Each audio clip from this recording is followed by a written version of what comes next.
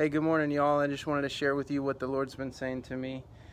This morning I'm in 2 Samuel chapter 6, and I read this crazy passage. David is the new king for Israel.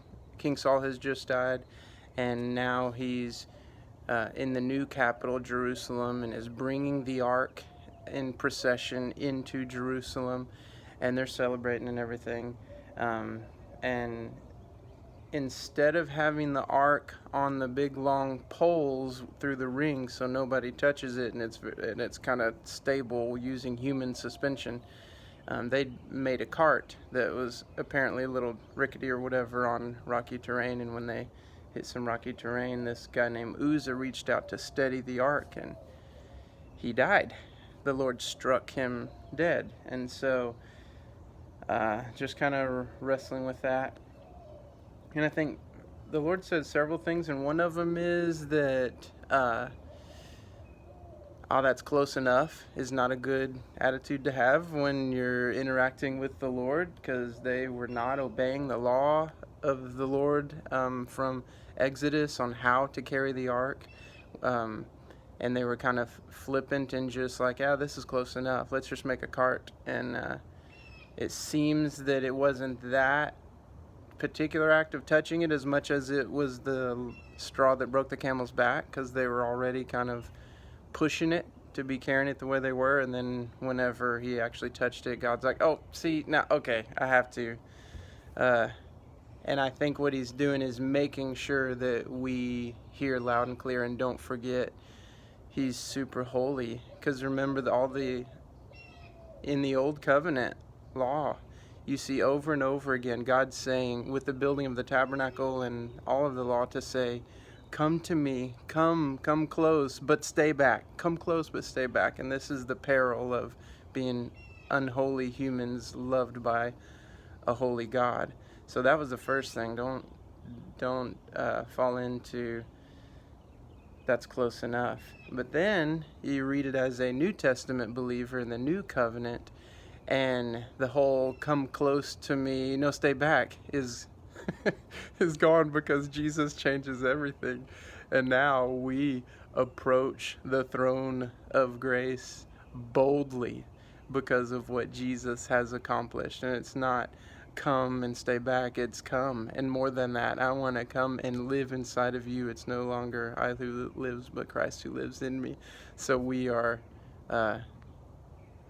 close, intimate with the Lord now. So that's cool to see Jesus in that. And then the other thing is, right after that, he tried again and said, okay, here's what I'm going to do. After 3 months later, he put the ark in a guy's house, and he started being blessed. So then he was like, okay, let's try it again to bring it in Jerusalem. And his approach was a little different.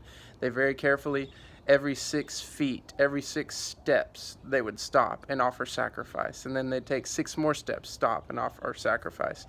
And that must have been really slow going. That did not make good time, but it made for great worship. And expediency is usually not a good rule of thumb in worship either.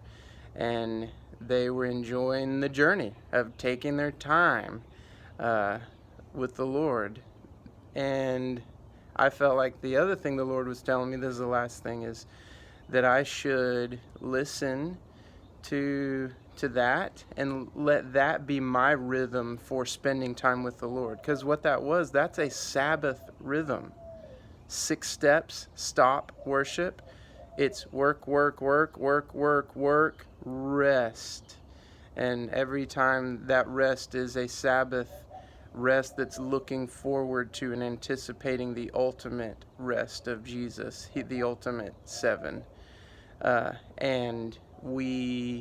So I felt like the Lord was putting it on my heart to approach my time with the Lord like that, because sometimes I'm trying to make good time. I'm trying to get from point A to point B to get through the chapter, and I feel like he's saying, look, just read, stop.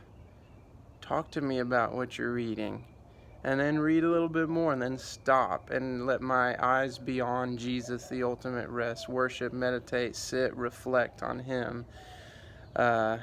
And that is going to take more time.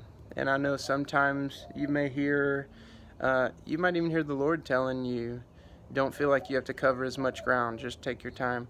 But I feel like He's still telling me to take up a lot of ground, but just take up more time. Like, go slowly like that, but it might mean I put in more than 15 or 30 or 45 minutes. Like, read, reflect, read, reflect. And He was telling me with that rhythm, more time, a little less Hulu, a little less Netflix, a little less YouTube, a little less Instagram, a little more time with living water.